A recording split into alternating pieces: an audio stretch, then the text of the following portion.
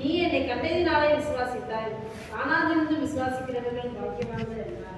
ஆண்டவராய் இயேசு தன்னுடைய சீசனாகிய தோமாவை பார்த்து சொல்லுகிறார், நீ என்னை கண்டதுனால விசுவாசிச்ச, ஆனால் காணாமல் விசுவாசிக்கிறவங்க தான் யாரு? பாக்கியவான்கள் அப்படின்னு சொல்லி அங்கே சொல்லுகிறதை பார்க்கிறோம். இங்கே தோமா இயேசுவிடத்தில் விசுவாசம் வைக்க தவறினார். தோமா தான் இயேசுனுடைய 12 சீசர்களில் இந்தியாவுக்கு வந்தவர். இயேசுவுக்கு 12 சீசர்கள் இருந்தாங்க. அந்த 12 சீசர்களில் தோமாவை தான் தேவன் என்ன செஞ்சார்? இந்தியாவுக்கு அனுப்பினார்.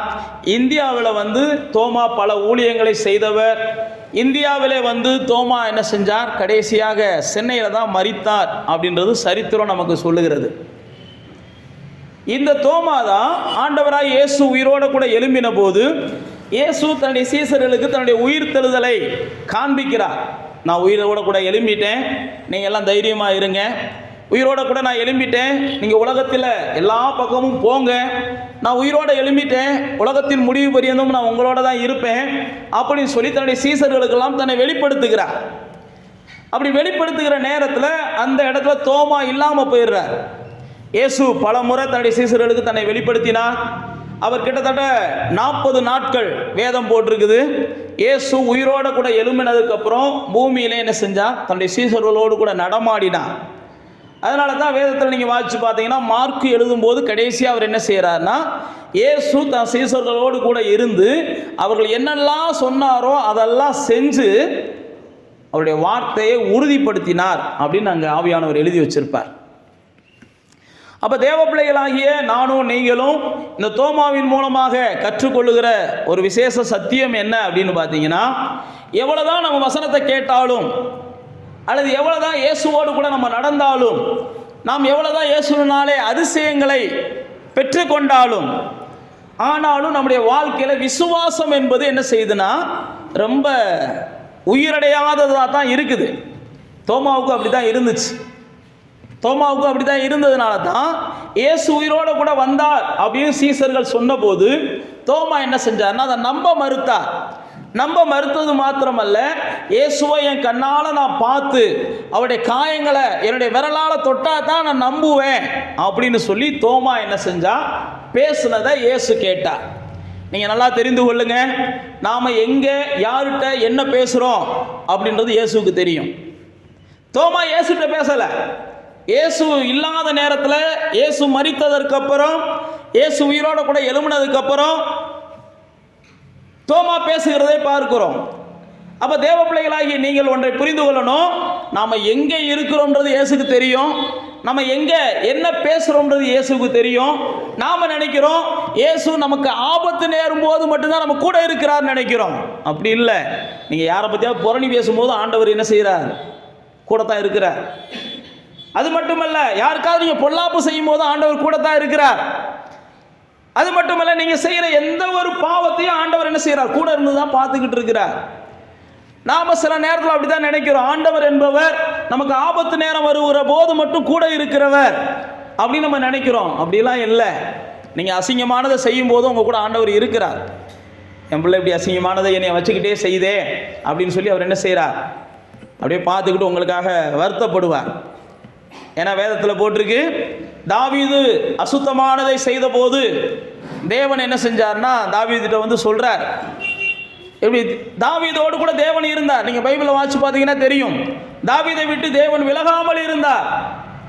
பைபிளில் போட்டிருக்கு சவுலை விட்டு தேவன் விலகினார்னு போட்டிருக்கு. ஆனால் தாவீதை விட்டு தேவன் விலகினார்லாம் போடலை. அதே மாதிரி தான் சிம்சோனை விட்டு தேவன் விலகினார்னு போட்டிருக்கு. இவங்கெல்லாம் எல்லா வகையிலும் நமக்குள்ள ஒன்றை புரிந்து கொள்ளணும், நாம் என்ன பேசினாலும் தேவன் கவனிக்கிறார். நம்ம யாரை பற்றி நம்ம நினைக்கலாம், இவங்களை இல்லாதப்போ இவங்களை பற்றி நம்ம ஃபோனில் நிறையா பேசுகிறோமேன்னு சொல்லி. நான் மறுபடியும் சொல்லுகிறேன், இதுக்கெல்லாம் அவங்களுக்கு கண்டிப்பாக என்ன செய்யும்? தேவையான வருத்தமும் வேதனையும் வரும். யார் என்ன செஞ்சாலும் கர்த்தர் கூட இருக்கிறாருன்னு தெரிஞ்சதுக்கப்புறம் துணிகரமாக செய்கிறாங்க பாருங்கள். இதை கர்த்தர் கவனிக்கிறாருன்னு தெரிஞ்சதுக்கப்புறம் துணிகரமாக செய்கிறாங்க பாருங்கள். அவங்களுடைய வாழ்க்கையில் கண்டிப்பாக வருத்தத்தையும் வேதனையும் அவங்க என்ன செய்வாங்க? வியாதினா அவங்களுக்கு கண்டிப்பாக விடாத வியாதி அவங்களுக்கு வரும். என்ன வரும், என்னென்னலாம் வரும்ன்றது அதுக்கப்புறம் நம்ம என்ன செய்யலாம்? தியானிச்சுக்கலாம். ஏன் நான் உங்களுக்கு சொல்லுகிறேன் அப்படின்னா, நாமெல்லாம் யார்? கர்த்தரை தெய்வமாக வணங்குற ஜனங்கள், கர்த்தர் நம்ம கூட இருக்கிறான்னு நம்புகிற ஜனங்கள். ஆனால் நம்ம எப்போ நம்புகிறோம் அப்படின்னா, நமக்கு ஆபத்து வரும்போது மட்டும்தான் நம்புகிறோம் கர்த்தர் கூட இருக்கிறார்.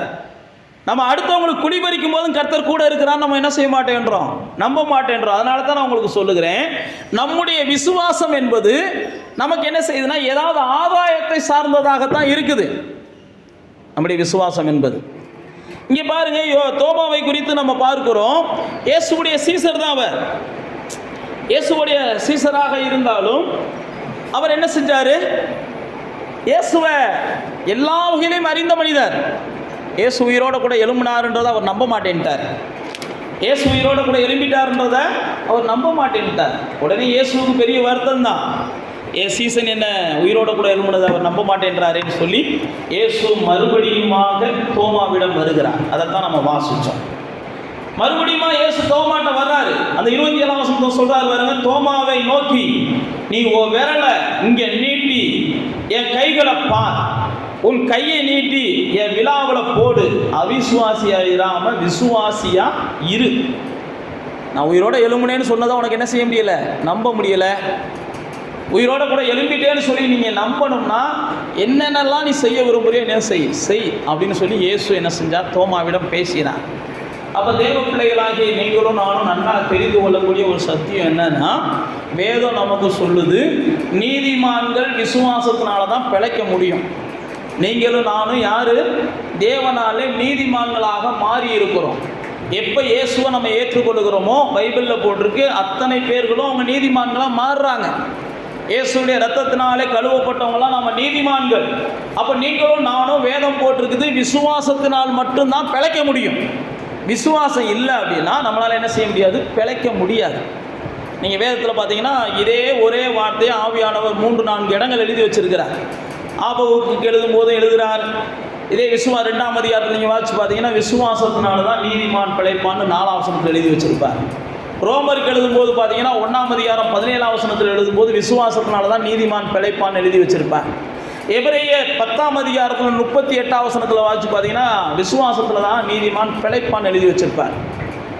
எபிரேயரில் இன்னொரு வார்த்தையை அடிஷனலாக போட்டிருப்பார் ஆவியானவர், நீங்கள் விசுவாசம் இல்லைன்னா கெட்டு போயிடுவீங்கன்னு ஆவியானவர் எழுதி வச்சிருப்பார். வாசிக்க எபிரேயர் 10ஆம் அதிகாரத்துக்கு வாங்க.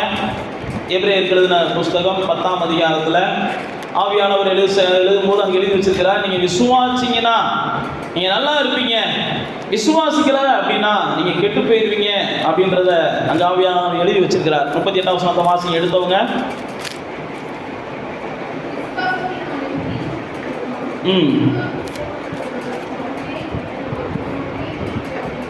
நாமோ கெட்டு போக பின்வாங்குகிறவர்களாய் இராமல் ஆத்துமா ஈடேற விசுவாசிக்கிறவர்களாய் இருக்கிறோம் அப்படின்னு அங்கே எழுதி வச்சிருக்கிறார்.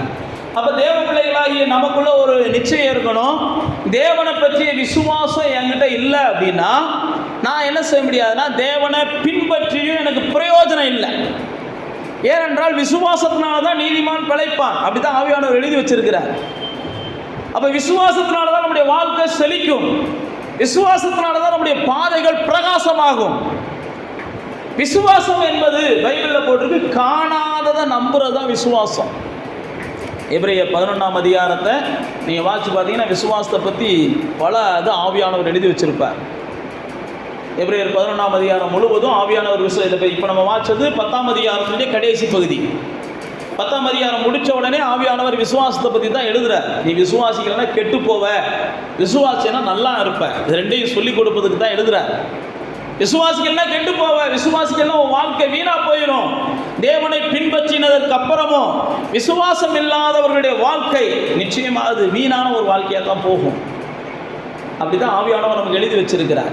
இங்கே பாருங்க, அதுக்கு அடுத்து தான் சொல்றாரு, விசுவாசம் என்பது 11ஆம் அதிகாரம் 1ஆம் வசனத்தில் போட்டிருக்காரு, நம்பப்படுகிறவைகளின் உறுதி, காணப்படாதவைகளின் நிச்சயம். அடுத்து 2ஆம் வசனத்தில் போட்டிருக்காரு, இதனால தான் முன்னோர்கள்லாம் நல்லா வாழ்ந்தாங்கன்னு போட்டிருக்காரு. நற்சாட்சி பெற்றிருந்தாங்க, முன்னோர்கள்லாம் நல்லா வாழ்ந்தாங்க. இங்கே பாருங்க, விசுவாசம் என்பது எப்பயுமே என்ன செய்யறதுன்னா தேவனை மையமாக வச்சு பேசக்கூடியது.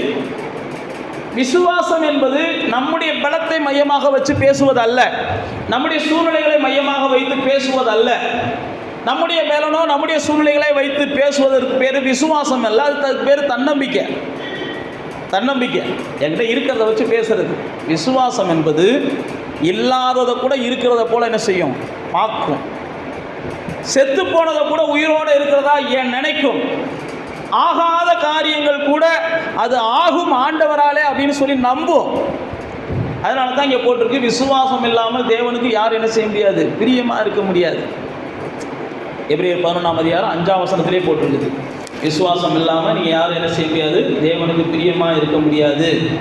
நீங்கள் விசுவாசிங்கன்னா தேவன் 6 போட்டிருக்காரு, கூடாத காரியம் ஒன்றும் இல்லை, தேவனிடத்தில் சேருகிறவன் அவர் உண்டென்றும் அவர் தம்மை தேடுகிறவர்களுக்கு பலன் அளிக்கிறவர் என்றும் விசுவாசிக்கணும்.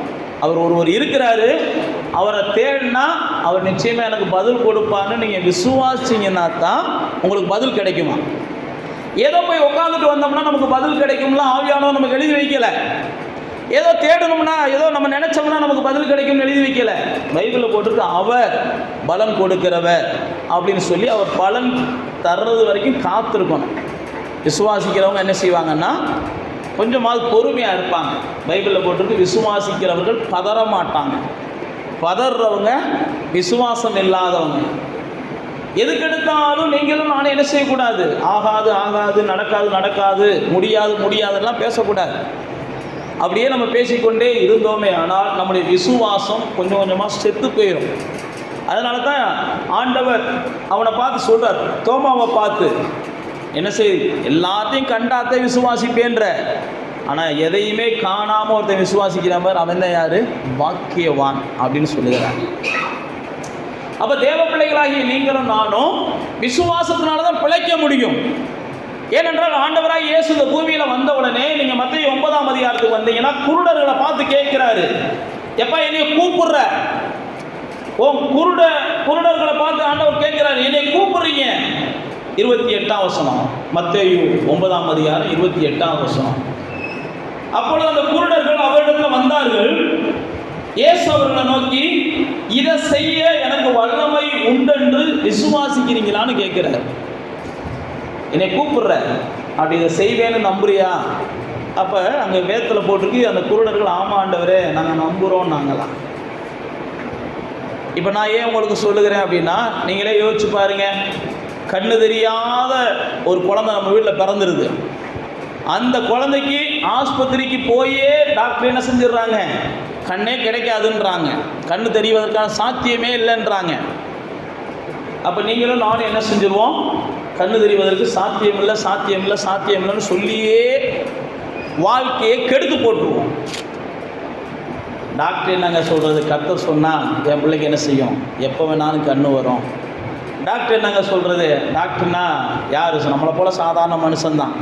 டாக்டர்களுக்கும் நோய் வரும், டாக்டர்களுக்கும் பேய் பிடிக்கும். டாக்டர் வீடுகள்லையும் நீங்கள் போய் பார்த்தீங்கன்னா நிம்மதி இல்லாமல் கிடப்பாங்க. டாக்டர்கள்னால் ஒன்றும் பெருசாக கடவுள்லாம் கிடையாது, அவங்க சொல்கிறதெல்லாம் சத்தியம்லாம் கிடையாது. இந்த டாக்டர் சொல்கிறது இன்னொரு டாக்டரை போய் கலந்துக்கிட்டிங்கன்னா அந்த டாக்டர் சொல்லி அவன் ஒரு பைத்தியக்காரன், அவன் சொன்னதை போய் கேட்டிங்களா கும்பியா. இப்போ ஹலோபதிக்காரன் சொல்கிறத போய் நீங்கள் ஹோமியோபதியில் கேட்டிங்கன்னு வைங்களேன், ஆமாம் அந்த ஹலோபதிக்காரங்களுக்கு இதே வேலை. பிள்ளைகளை என்ன செய்கிறது, எப்படியாவது கீறி போடணும்னு நினைப்பான். இந்த கீரவே தேவையில்லைங்க, நாங்கள் சொல்கிறத கேளுங்க அப்படியா. ஏன்னா இவன் பார்வைக்கு அவன் பைத்தியக்காரன், அவன் பார்வைக்கு இவன் பைத்தியக்காரன். ஆக மொத்தம் சிக்கிற நாம தான் யார், ஆமாம் கெட்டு போவோம். அதனால தான் அவங்களுக்கு சொல்லுகிறேன். இங்கே பாருங்கள், அவர்களுடைய சீசர்கள், அவருடைய அந்த குருடாக இருந்தவனை பார்த்து இயேசு கேட்குறாரு, நீ விசுவாசிக்கிறியா? உடனே அவங்க சொல்கிறாங்க, ஆமாண்டவரே விசுவாசிக்கிறோம். அப்போ நீங்களும் நானும் ஆண்டவர் எதெல்லாம் செய்வார்னு சொல்லி நம்ம நம்புகிறோமோ அதுதான் நம்ம வாழ்க்கையில் நடக்கும். ஆண்டவர் எதெல்லாம் செய்வார்னு சொல்லி எதை விசுவாசிக்கிறோமோ அதான் நம்ம வாழ்க்கையில் நடக்கும். இல்லை நான் போகும்போது இந்த நாய் என்னை கடிச்சிடும் போனீங்கன்னா கண்டிப்பாக நாய் கடிக்கத்தான் செய்யும். நான் வெளியில் போகும்போது இந்த அம்மா ஏதாவது வம்பு கிழப்பாங்கன்னு நினச்சிக்கிட்டே போனீங்கன்னா அது வம்பு கிழக்க தான் செய்யும். விசுவாசம் என்பது எப்படிப்பட்டது, முழுக்க முழுக்க முழுக்க முழுக்க தேவன் இதை மாற்றுவார், இதை மாற்றுவார், இதை மாற்றுவார், இதை மாற்றுவார், அவரால் முடியாதுன்னு ஒன்றுமே கிடையாதுன்னு சொல்லி பேசுகிறது தான் விசுவாசம். அதனால தான் கொரிந்தியரில் பவுல் சொல்லும்போது சொல்கிறாரு, நாங்கள் விசுவாசத்தை பேசுகிறோம் அப்படின்றார். விசுவாசத்தை பேசுகிறோம், நாங்கள் விசுவாசத்தில் தான் நடக்கிறோம். தரிசித்து நடவாமல் நாங்கள் விசுவாசித்து நடக்கிறோம். தரிசித்துலாம் நாங்கள் நடக்கலை, விசுவாசித்து தான் நாங்கள் நடக்கிறோம். அப்போ தேவ பிள்ளைகளாகிய நானும் நீங்களும் விசுவாசிக்கலை அப்படின்னா ஆண்டவர்கிட்ட என்ன விண்ணப்பத்தை கேட்டாலும் அந்த விண்ணப்பம் நமக்கு கிடைக்காது. இயேசுவினுடைய சீசர்கள் மார்க்குல வந்தீங்கன்னா, ஒரு மனுஷனை அவங்க அப்பா கூப்பிட்டு வர்றாரு, என் பிள்ளைக்கு நோய் பிடிச்சிருக்கு, இந்த நோயை சுகமாக்குங்க அப்படின்னு ஒரு குழந்தைய அவங்க அப்பா இயேசுடைய சீசர்கள்ட்ட கூப்பிட்டு வர்றாரு. அப்போ இயேசுடைய சீசர்கள் வந்துக்கிட்டு இருக்கும்போது பைபிளில் போட்டிருக்கு, இயேசு அந்த இடத்துல இல்லை. இயேசு இல்லைன்னு உடனே அவர்கள் சீசர்கள்லாம் அந்த இடத்துல உட்கார்ந்துருக்கிறாங்க. இயேசு அப்போ தான் வர்றார். 9ஆம் அதிகாரம் மார்க் 9ஆம் அதிகாரத்தில் இயேசு வர்றார். இயேசு வந்த உடனே ஒரே கூட்டமாக இருக்குது. என் குழந்தைக்கு சுகம் வேணும்னு ஒரு தகப்பன் அழுதுகிட்டு இருக்கிறான். நல்லா தெரிஞ்சுக்கோங்க, விசுவாசம் இல்லாமல் என் குழந்தைக்கு அது வேணும், என் குழந்தைக்கு இது வேணும் அப்படின்னு நீங்கள் கேட்குறது அது நிறைவேறவே செய்யாது. விசுவாசம் இருக்கணும். தேவனை அறிஞ்சவங்களுக்கு, இயேசுவை தெரிஞ்சவங்களுக்கு விசுவாசம் இருக்கணும். விசுவாசம் இல்லை அப்படின்னா பைபிளில் போட்டிருக்கு, உங்களுடைய ஆத்மா ஈடேறாது, சந்தோஷம் கிடைக்காது. தேவனை அறியாதவங்களுக்கும் தேவனை அறிஞ்சவங்களுக்குள்ள வித்தியாசம் என்னன்னா, பைபிளில் போட்டிருக்கு, விசுவாசித்தால் தான் நீங்கள் பிழைக்க முடியும். தேவன் உண்டென்று பிசாசு விசுவாசிக்குதான். பைபிளில் யாக்கோபு எழுதுறார், தேவன் உண்டென்று யார் விசுவாசிக்கிறான்? பிசாசு விசுவாசிக்குதான். தேவன் உண்டென்றும் மட்டுமல்ல, பைபிளில் போட்டிருக்கு, யாக்கோபு எழுதும்போது சொல்றாரு, அதை விசுவாசித்து பிசாசுகள் நடுங்குது அப்படின்னு போட்டிருக்கிறார்.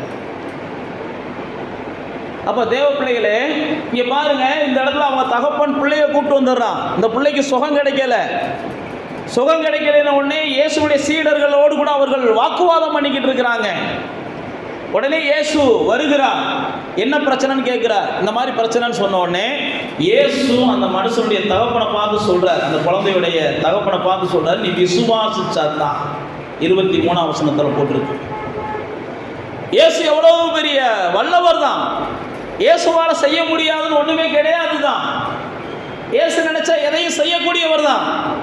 ஆனால் இயேசு என்ன செய்யறாரு, என்கிட்ட வர்ற நீ என்னால் ஆகும்னு விசுவாசிச்சா வான்றாரு. இல்லைன்னா ஒன்னால் முடியும்னு நினைக்கிறத நீயா செஞ்சு முடிச்சிரு.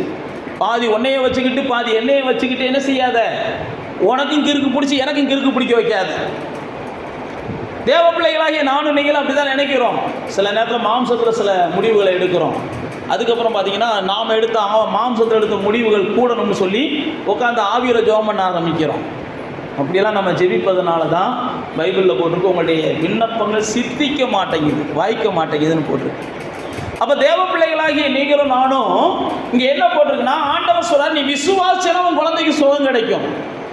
இயேசு சொல்றார். உடனே அந்த தகப்பன் அழுகிறான். பைபிளில் போட்டிருக்கு, அவன் அழுததை பார்த்துட்டு இயேசு என்ன செய்கிறார், அந்த குழந்தைக்கு ஒரு அற்புதத்தை செய்கிறார். எனக்கு விசுவாசிக்க விரும்புகிறேன், என் அவிசுவாசம் நீங்க உதவுங்க. அதுதான் ஆண்டவரை கவர்ந்த வார்த்தை. ஆண்டவரை கவர்ந்துச்சு. அவனால் விசுவாசிக்க முடியலை, ஆனால் ஆண்டவர்கிட்ட விண்ணப்பம் பண்ணுறான், ஆண்டவரே அவிசுவாசம் நீங்கணும், எனக்கு உதவி செய்யுங்க. என் அவிசுவாசம் நீங்கணும், எனக்கு உதவி செய்யுங்க. சில நேரத்தில் நம்மளால் விசுவாசிக்க முடியலை.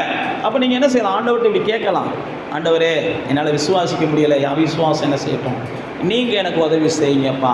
நானும் விசுவாசிக்கத்தான் நினைக்கிறேன், ஆனால் என்னால் விசுவாசிக்க முடியலை, என் அவிசுவாசம் நீங்கன்னு எனக்கு உதவி செய்யுங்க. நல்லா தெரிந்து கொள்ளுங்க, இயேசு உடனே அந்த இடத்துல ஒரு பெரிய அதிசயத்தை செய்கிறார். அவன் மகனுக்கு ஒரு பெரிய விடுதலையை கொடுக்கிறார். அப்போ தான் சீசர்கள் கேட்குறாங்க, ஏன் எங்களால் கூடலை? அப்போ தான் இயேசு சொல்கிறாரு, நீங்கள் விசுவாசிங்கன்னா மலையை கூட மாற்றி போடலாம், நீங்கள் விசுவாசிங்கன்னா உங்களால் கூடாதுன்னு ஒன்றுமே கிடையாது. விசுவாசிங்க விசுவாசிங்க விசுவாசிங்க. விசுவாசம் என்பது அதான் நம்மளுக்கு சொன்னபடி நம்மளை சார்ந்தது அல்ல, அது தேவனை சார்ந்து நாம் நம்புகிறது. தேவனால் ஆகும்னு சொல்லி நம்புறது, தேவனால் நடக்கும்னு சொல்லி நம்புறது. இப்போ அதனால தான் சீசர்களை பார்த்து இயேசு சொல்கிறாரு. நீங்கள் பார்த்து பார்த்தீங்கன்னா இயேசுடைய சீசர்களோடு கூட இயேசு என்ன செய்யறாருன்னா, நூற்றுக்கு அதிபதி வீட்டுக்குள்ளே போகிறாரு. நூற்றுக்கு அதிபதி வீட்டுக்கு போகலாம்னு போய்கிட்டு இருக்கும்போது அந்த நூற்றுக்கு அதிபதி இயேசுவை பார்த்து சொல்கிறான், ஆண்டவரே நீ என் வீட்டுக்குள்ளே வர்றதுக்கு நான் யார் கிடையாது, பாத்திரம் கிடையாது, ஒரு வார்த்தை சொன்னீங்கன்னா என் வேலைக்காரன் சுகமாகிடுவான். அப்போ இயேசு என்ன செஞ்சார், அடா இப்படிப்பட்ட விசுவாசத்தை என் கூட வர வேண்டும் கூட நான் என்ன செய்யலை, பார்க்கல. அப்படின்னா என்ன அர்த்தம் அப்படின்னா, சில நேரத்தில் ஆலயத்தில் வந்து உட்கார்ந்துருக்கிறவங்கள்ட்ட கூட ஆண்டவரை குறித்த பெரிய விசுவாசம் இருக்காது. இந்த ரோட்டு வழியாக நடந்துட்டு போகிறவன் என்ன செய்வான், இயேசுவே இந்த காரியத்தை எனக்கு நடத்தி கொடுப்பான்னு போகிறவன்ட்டு பெரிய விசுவாசம் இருக்கும். இங்கே நம்ம உட்கார்ந்துருக்கிறவங்கள்ட்ட கூட சில நேரத்தில் விசுவாசம் கம்மியாக இருக்கும். அப்படி தான் பாருங்கள், இயேசுவோடு கூட நடந்தவர்களுக்கு இல்லாத விசுவாசம். அந்த 100க்கு அதிபதி சொல்கிறான், ஒரு வார்த்தை சொன்னீங்கன்னா போதும். அப்போ தான் இயேசு சொல்கிறாரு, என்னால் இப்படிப்பட்ட ஒரு விசுவாசத்தை நான் ஏன் ஜனத்துக்குள்ளே கூட பார்க்கலையே. தேவ பிள்ளைகளாகிய நானும் நீங்களும் விசுவாசிக்காமல் எதை செய்தாலும், விசுவாசம் இல்லாமல் பைபிளில் போட்டிருக்கு, செய்கிற எல்லாமே பாவம் அப்படின்னே போட்டிருக்கு. விசுவாசத்தினால் வராததெல்லாம் பாவம். அதே ஆவியானவர் தான் எழுதி வச்சிருக்கிறார். விசுவாசம் இல்லாமல் நீங்கள் செய்கிறதே என்னதான், பாவ செயல். அது உங்களுக்கு என்ன செய்யாது, சித்திக்காது, வாய்க்காது. அப்போ தேவ பிள்ளைகளாகிய நானும் நீங்களும் விசுவாசம் தான் நம்முடைய வாழ்க்கையில் என்ன செய்யும், நம்மளை வாழ வைக்கும். அப்படி தான் நமக்கு வேதம் போட்டிருக்கு. விசுவாசம் தான் வாழ வைக்கும். விசுவாசம் இல்லாமல் நானும் நீங்களும் வாழ முடியாது. அதனால தான் விசுவாசத்தினாலே நீதிமான்கள் பிழைப்பார்கள் அப்படின்னு பல இடங்களில் வேதம் எழுதி போட்டு. இப்போ விசுவாசம் நமக்குள்ள பெருகணும் அப்படின்னா வேதம் சொல்கிறது, நீங்கள் வசனத்தை அதிகமாக என்ன செய்யணும், கவனிக்கணும். பைபிளை அதிகமாக தியானிக்கணும். கேள்வினால தான் விசுவாசம் வரும்னு ரோமரில் பவுல் அப்போஸ்தலன் எழுதுகிறார். கேள்வினால தான் விசுவாசம் வரும். விசுவாசத்துக்கு ஒரே ஒரு விதைன்றது வசனம் தான். நீங்கள் வசனத்தை எந்த அளவுக்கு கேட்குறீங்க, வசனத்தை எந்த அளவுக்கு படிக்கிறீங்க, வசனத்தை எந்த அளவுக்கு சிந்திக்கிறீங்க, அதுதான் உங்கள் வாழ்க்கையில் ஆண்டவரை பற்றிய விசுவாசத்தை வளர வைக்கும். வேறு வழியே கிடையாது. விசுவாசம் வளரணும் அப்படின்னா வசனம் தான் அதுக்கு விதை. பைபிள் அப்படி தான் போட்டிருக்கு. அதனால தான் இயேசு பார்த்தீங்கன்னா லூக்கா எழுதின சுவிசேஷத்தில் நம்ம இந்த விதைக்கிற ஓமையை குறித்து பேசுகிறார். 8ஆம் அதிகாரத்துக்கு வாங்க. விதைக்கிற ஓமையை குறித்து பேசும்போது, விதைக்கிறவன் ஒருவன் புறப்பட்டான். அந்த விதை என்னன்னு பார்த்தா அதுதான் வசனம் அப்படின்னு சொல்லி இயேசு சொல்லுகிறார். லூக்கா 8ஆம் அதிகாரத்தில் 12வது வசனம் இவ்விதமாக போட்டிருக்கு, வழியருகே விதைக்கப்பட்டவர்கள் வசனத்தை கேட்கிறவர்களாய் இருந்தார்கள். அவர்கள் விசுவாசித்து ரட்சிக்கப்படக்கூடாதபடிக்கு பிசாசானவன் வந்து அவ்வசனத்தை அவர்கள் இருதயத்திலிருந்து எடுத்து போடுகிறான். கவனிக்கிறீங்களா? வசனத்தை நீங்கள் கேட்டால் விசுவாசம் உங்களுக்குள்ளே வந்துரும்னு சொல்லி நீங்கள் வசனத்தை கேட்கக்கூடாதுன்றதுக்காக, வசனத்தை படிக்கக்கூடாதுன்றதுக்காக, வசனத்தை தியானிக்கக்கூடாதுன்றதுக்காக பிசாசானவன் சில நேரத்தில் பல சூழ்நிலைகளை உங்களுக்கு உருவாக்குவான். ஏன்னா விசுவாசம் வந்துச்சுன்னா நீங்கள் என்ன செஞ்சிருவீங்க, ஜெயிச்சிருவீங்க. பைபிள் அப்படி தான் போட்டிருக்கு. உலகத்தை யார் ஜெயிப்பா, விசுவாசிக்கிறவங்க தான் ஜெயிப்பாங்களாம், விசுவாசம் உள்ளவங்க தான் ஜெயிப்பாங்களாம். அப்போ விசுவாசம் உங்களுக்குள்ள வந்துருச்சுன்னா நீங்கள் ஜெயிச்சிருவீங்க. அப்போ விசுவாசம் உங்களுக்குள்ள வரணும்னா நீங்கள் வசனத்தை சரியாக புரிஞ்சுக்கிறணும், வசனத்தை சரியான தெளிவாக நீங்கள் கற்றுக்கிறணும். வசனத்தை அட்லீஸ்ட் எனக்கு படிக்க தெரியலனா கூட கேட்குறதையாவது ஆழத்தில் வச்சு சிந்திக்கணும். பைபிளில் போட்டிருக்கு. மரியாள்கிட்ட வந்து என்ன செஞ்சாராம், தேவதூதன் பேசினானா, பேசுனதை மரியாள் வந்து தன்னுடைய உள்ளத்தில் வச்சு சிந்திச்சுக்கிட்டே இருந்தாங்களாம். கேட்குறதையாவது சிந்திக்கணும். கேட்குறதாவது சிந்திச்சிங்கன்னா தான் உங்களுக்குள்ள விசுவாசம் வரும். ஆனால் பைபிளில் போட்டிருக்கு, பிசாசானவன் நீங்கள் விசுவாசிக்க கூடாதுன்றதுக்காக உங்களை கேட்க விடாமல் என்னென்ன செய்ய முடியுமோ அத்தனையும் செய்வான். உங்களை தியானிக்க விடாமல் என்னென்ன செய்ய முடியுமோ அத்தனையும் தியானிக்க வைப்பான். உங்களை படிக்க விடாமல் என்னென்ன செய்யணுமோ அத்தனையும் செய்வான். நீங்கள் படிச்சுக்கிட்டு இருக்கும் போதே உங்களுடைய சிந்தையை எங்கேயாவது கொண்டுட்டு போவான். நீங்கள் படிச்சுக்கிட்டு இருக்கும் போதே, கேட்டுக்கிட்டு இருக்கும் போதே ஏதாவது ஒரு எண்ணத்தை உங்களுக்குள்ள கொண்டு வந்து விதைச்சிருவான். எல்லாம் தெரிஞ்சுக்கோங்க, பிசாசுடைய நோக்கம் நீங்கள் என்ன செய்யக்கூடாது, வசனத்தை கவனிக்கக்கூடாது, வசனத்தை உள்ளே கொண்டு போகக்கூடாது, வசனத்தை ஏற்றுக்கொள்ளக்கூடாது. ஏனென்றால் அப்படி தான் போட்டிருக்கு, வழியருகே விதைக்கப்பட்ட வசனம், அந்த விதை அவங்க உள்ளத்தில் போயிடக்கூடாது. போயிடுச்சுன்னா அவங்க கனி உள்ளவங்களாக மாறிடுவாங்க, பலன் உள்ளவங்களாக மாறிடுவாங்க, பாக்கியவான்களாக மாறிடுவாங்க, பாக்கியவதிகளாக மாறிடுவாங்க. மரியாதை பார்த்து தேவதூதன் சொல்கிறான் பாருங்க, விசுவாசித்தவளே நீ யாரு, பாக்கியவதி. விசுவாசித்தவளே நீ பாக்கியவதின்னு மரியாதை பார்த்து சொல்கிறாங்க. அதே லூக்காவில் தான் சகரியா விசுவாசிக்க தவறுகிறான். விசுவாசிக்க தவறுகிறவனை பார்த்து தான் தேவதூதன் சொல்லுகிறான், நீ என்ன செய்ய மாட்ட, விசுவாசிக்கிறது நடக்கிறது வரைக்கும் நீ வாய் பேசாமல் இருன்றார். சில நேரத்தில் நம்ம வாயின் வார்த்தைகளே நம்முடைய வாழ்க்கையில் நிறைய விளைவுகளை, தீங்கான விளைவுகளையும் கொண்டு வரும், நன்மையான விளைவுகளையும் கொண்டு வரும். அப்போ தேவ பிள்ளைகளாகிய நானும் நீங்களும் வசனத்தை கேட்கக்கூடாது.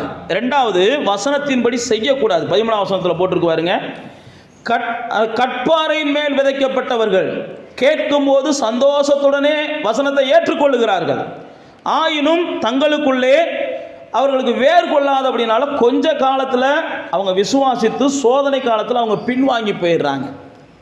இது ரெண்டாவது சொல்கிறாரு. நீங்கள் வசனத்தை கேட்கக்கூடாது, ரெண்டாவது அந்த வசனத்தின்படி வாழக்கூடாது. இது யாருடைய நோக்கம்? பிசாசுடைய நோக்கம். வசனத்தின்படி எப்படி உங்களை வாழ விட மாட்டான்னா, பக்கத்து வீட்டுக்காரங்க கிறிஸ்தவங்க தான், அவங்கெல்லாம் வசனத்தின்படியாக வாழ்கிறாங்க, நீ ஏன் வாழ போகிறம்பாங்க.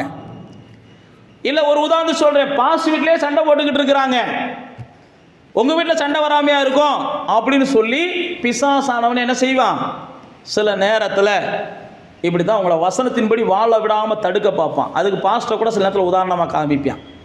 பாஸ்டர் எனக்கெல்லாம் கோவப்பட்டார்ல, அப்போ நம்ம கோவப்படக்கூடாதா அப்படின்னு சொல்லி வசனத்தின்படி நீங்கள் வாழக்கூடாது. ஏன்னா வாழ்ந்துட்டீங்கன்னா என்ன செஞ்சிருவீங்க, விசுவாசம் உள்ளவங்களாக மாறிடுவீங்க.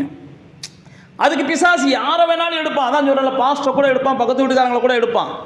ஆனால் உங்களுக்குள்ள ஒரு நிச்சயம் இருக்கணும், யார் வாழ்கிறாங்களோ வாழலையோ, நான் விசுவாசத்தினால என்ன செய்யணும், வாழணும்.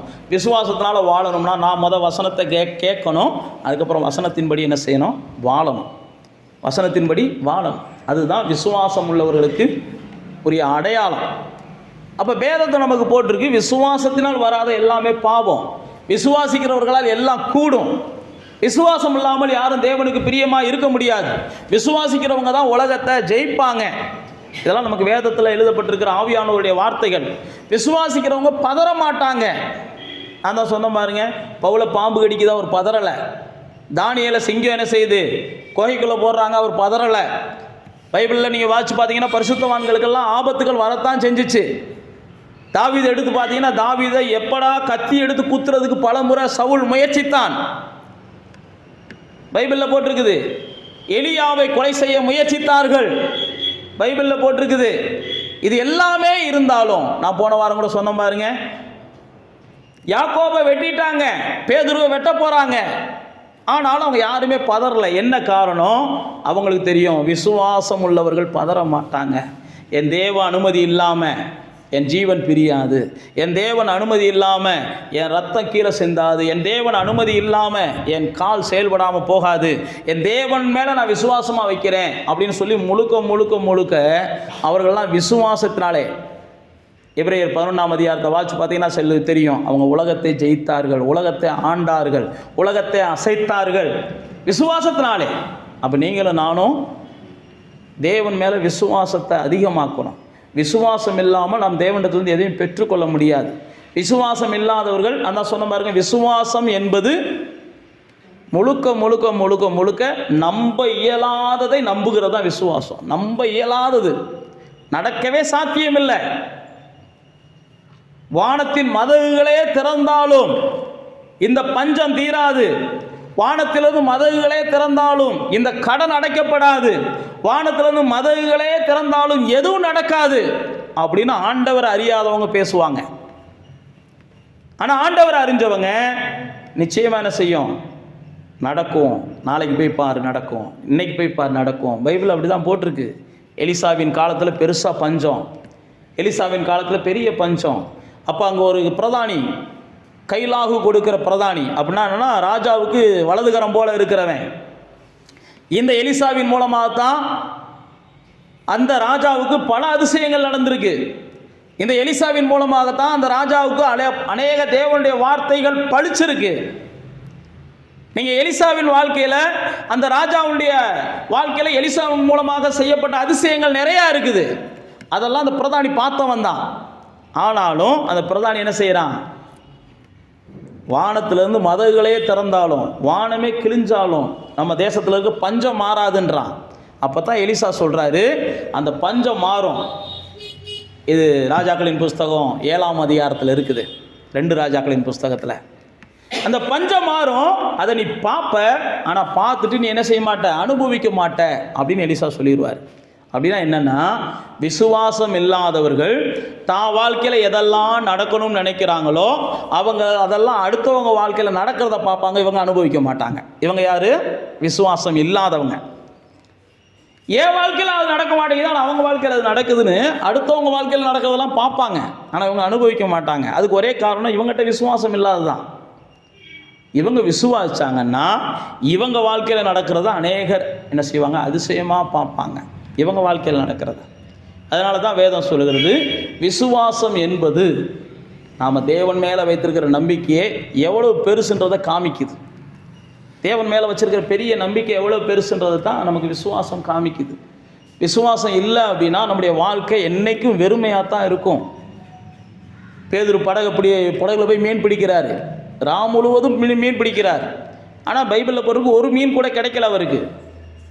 பேதுரு ஒரு மீன் கூட பிடிக்க முடியாத ஒரு உண்மைக்கு பேதையான மனுஷன், அவர் ஒரு மீனை கூட பிடிக்கலை. நீங்கள் கடைசியாக பேதுரு வாழ்க்கையில் துவக்கமும் பேதுரு மீன் பிடிக்கத்தான் போகிறாரு, முடிவுலையும் பேதுரு மீன் பிடிக்கத்தான் போகிறாரு. துவக்கத்துலேயும் அவர் ஒரு மீன் கூட பிடிக்கலை, முடிவுலையும் ஒரு மீனை கூட பிடிக்கலை. துவக்கத்துலேயும் இயேசு வந்து அவன்கிட்ட சொல்கிறாரு, எப்பா இந்த பக்கம் போய் மீனை போடு. முடிவிலையும் இயேசு அவன்கிட்ட வந்து சொல்லுவார், இந்த பக்கம் போய் மீனை போடு. அப்போ பேதுரு பாருங்க, அப்படிப்பட்ட மனுஷன்தான். ஆனால் ஆண்டவர் சொன்ன உடனே சொன்ன, ஆண்டவரே உங்கள் வார்த்தையை நம்பி நான் என்ன செய்கிறேன், போடுறேன். அப்போ விசுவாசிக்கிறவங்க ஆண்டவருடைய வார்த்தையை முழுக்க என்ன செய்வாங்க, கவனிப்பாங்க, அதன்படி நடக்க ஆரம்பிப்பாங்க, அதை முழுக்க என்ன செய்வாங்க, நம்புவாங்க. விசுவாசிக்கிறவங்க நம்புவாங்க. பாருங்க, ஒரு கானானிய பெண் தன்னுடைய மகளுக்கு பிசாசு பிடிச்சிட்டு அவஸ்தைப்படுறா. அப்போ மகளை வந்து அவள் வீட்டில் விட்டுட்டு வந்துட்டா. மகளை கூடையே கூப்பிட்டு வர முடியாது, ஏன்னா மகளுக்கு பிசாசு பிடிச்சி பெரிய தொல்லை. அப்போ இயேசு அந்த பக்கம் போகும்போது இயேசுவை பார்க்குறா. பார்த்த உடனே கானானிய பெண் இயேசுவை கூப்பிட்டுக்கிட்டே வர்றாங்க. பைபிளில் போட்டிருக்கு, இயேசு அந்த பெண்மணியுடைய சத்தத்தை கேட்டாலும் கேட்காதது போல் நடந்து போய்கிட்டே இருந்தாராம். அப்போ நடந்து போய்கிட்டு இருக்கும்போதே அந்த பெண்மணியினுடைய சத்தத்தை கேட்ட சீசர்கள் என்ன செய்கிறாங்க, அந்த ஒரு பெண்மணி கூப்பிட்டுக்கிட்டே வர்றாங்க, கொஞ்சம் அந்த அம்மாவை என்னென்னு கேளுங்கன்னு உடனே அப்போ தான் இயேசு என்ன செய்கிறார், வேறு மாதிரி சொல்கிறார். வேறு மாதிரினா என்ன, எப்பா எனக்கு வேறு சில வேலைகளை நோக்கி நான் போய்க்கிருக்கேன், இந்த வேலையெல்லாம் நான் என்ன செய்ய முடியாது, இப்போ பார்க்க முடியாதுன்றார். அப்படின்னா என்ன, இந்த ஜனத்தை நான் பார்க்க வரல, இந்த ஜனத்துக்கு தான் நான் வந்திருக்கிறேன் அப்படின்றார். உடனே அந்த அம்மா என்ன செய்கிறாங்க, நீ எந்த ஜனத்துக்கும் போ, எனக்கு மட்டும் கொஞ்சம் என்ன செய், இறக்கம் காமிச்சிட்டு போ அப்படின்றாங்க. உடனே இயேசு என்ன செய்கிறாரு, உன் விசுவாசம் ரொம்ப பெருசுமா, போ உன் பிள்ளை சுகமாயிருக்கும். பைபிளில் போட்டிருக்கு, அந்த பிள்ளை எங்கேயோ இருக்குது, கூடையெல்லாம் இல்லை. ஆனால் பைபிளில் போட்டிருக்கு, அந்த நேரத்தில் அந்த சூழ்நிலையில் அந்த பிள்ளை அங்கே என்ன செஞ்சாங்க, சுகமாயிருச்சு அப்படின்ற செய்தி அங்கே போய் அந்த அம்மா என்ன செஞ்சாங்க, கேட்டாங்க.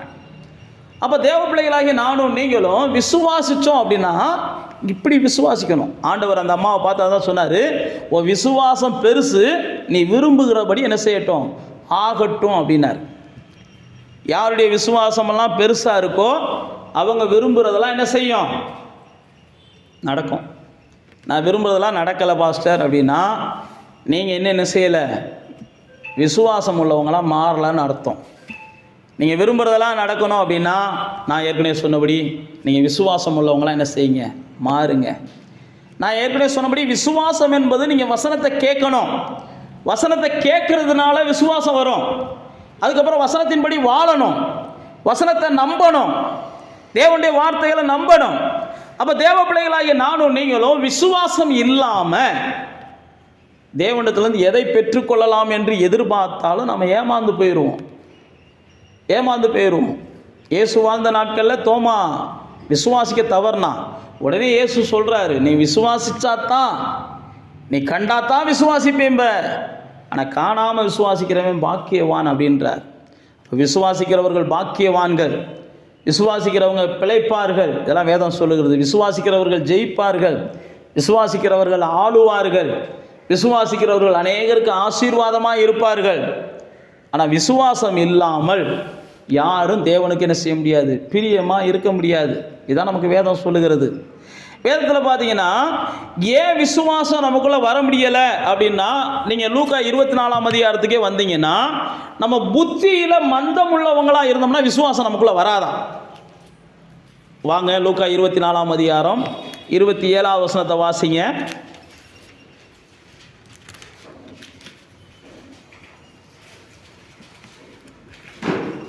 எடுத்துட்டீங்களா?